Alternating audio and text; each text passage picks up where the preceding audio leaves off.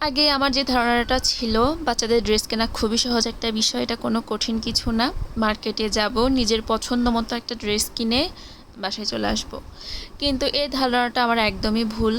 বাচ্চাদের ড্রেস কেনা যে এতটা কঠিন সেটা আমি গুঞ্জনের জন্মদিনের প্রোগ্রামের জন্য যে ড্রেস কিনতে গিয়েছিলাম ওই দিন বুঝেছিলাম। তো হ্যালো এভরিওয়ান, কি অবস্থা সবার, কেমন আছেন? আশা করছি ভালো আছেন। গিয়েছিলাম গুঞ্জনের জন্মদিনের প্রোগ্রামের জন্য একটা ড্রেস কিনতে। আর গুঞ্জনের মেইন জন্মদিন হচ্ছে 21 তারিখ।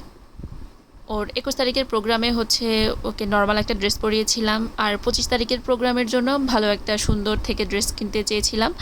কারণ ওই দিন সব আত্মীয় স্বজনরা আসবে, সুন্দর মতো একটা প্রোগ্রাম হবে, এই জন্যই।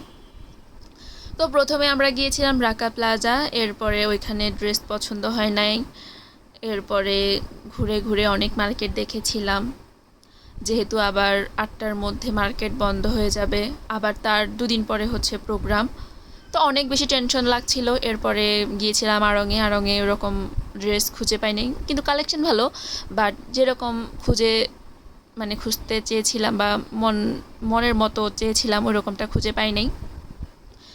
এরপরে আমরা বাসা চলে আসলাম। এর পরের দিন ওর পিসিরাও আসছে, এরপরে আমরা সবাই মিলে চলে গিয়েছিলাম বসুন্ধরাতে। আর বসুন্ধরাটা এত সুন্দর সাজানো ছিল ওই দিন। অন্য দিন এরকম সাজানো থাকে না, বাট বসুন্ধরা দেখতে তো এমনি সুন্দর। ওই দিন বেলুন টেলুন দিয়ে অনেক বেশি সুন্দর লেগেছিল, সাজানো ছিল। এরপরে আমরা কিছুক্ষণ ড্রেস দেখেছিলাম, কিন্তু পছন্দ হচ্ছিল না।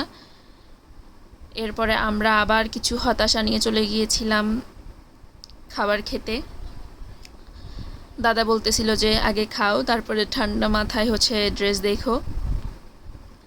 এদিকে আমাদের টেবিল ভরা খাবার চলে আসছে, সবাই সবার পছন্দ অনুসারে খাবার খাচ্ছিল। আমার যেটা পছন্দ ছিল এটা দই ফুচকা, ওইটা আমার কাছে অনেক বেশি ভালো লেগেছিল। চিকেন ফ্রাইটাও ভালো ছিল, সব কিছু ভালো ছিল। আর এদিকে গুঞ্জনও খাবার নিয়ে টানাটানি শুরু করে দিয়েছিল, সেও খাবে, এমনকি সেও খেয়েছিল। সেও মজা মজা করে চিকেন ফ্রাই, দই ফুচকা খেয়েছিল, জাস্ট একটু একটু দেওয়া হয়েছিল। এরপরে আমরা ভরপুর খেয়ে চলে গিয়েছিলাম ভুট্টা খেতে। এদিকে ভুট্টাটা অনেক বেশি মজা ছিল, কি দিয়ে জানি মাখা করে দিয়েছিল। আর এই যে এখানে সিনেমা তো এখনও পর্যন্ত দেখা হয় নাই, কিন্তু দেখে দেখার জন্য আরও আগ্রহ জমে গিয়েছে। কিন্তু আমার যে মেয়ে, ওর জন্য দেখা একদমই সম্ভব না, ও অনেক ঝামেলা করে এখন। যাই হোক, এরপরে সব শেষে আমরা চলে গিয়েছিলাম ড্রেস কিনতে। আর আমরা কি ড্রেস কিনেছিলাম সেটা আপনাদেরকে পরে দেখাবো। তো আজ এ পর্যন্তই, দেখাবে পরে অন্য কোনো ভিডিওতে। সবাই ভালো থাকবেন।